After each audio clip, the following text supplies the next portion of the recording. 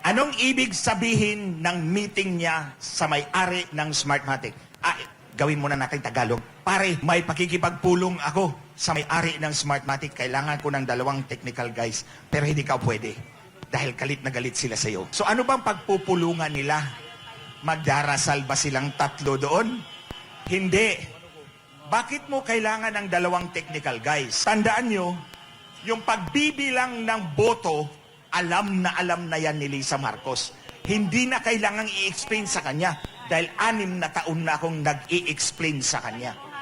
So anong diskusyon ang kailanganin niya ang technical guys? Walang iba kundi paano manipulahin ang boto. Hindi pagbibilang ng boto. Dahil intindimos na ni Lisa Marcos, yung naintindihan na niya paano bibilangin ang boto. For her to need 2 technical guys, ang pag-uusapan, paano mamanipulahin ang boto. Pero hindi ikaw pwede, Glenn Chong, dahil galit na galit sila sa'yo. So ibig sabihin, sinabihan na siya ni Smartmatic, mabigat ang ating pag-uusapan technical.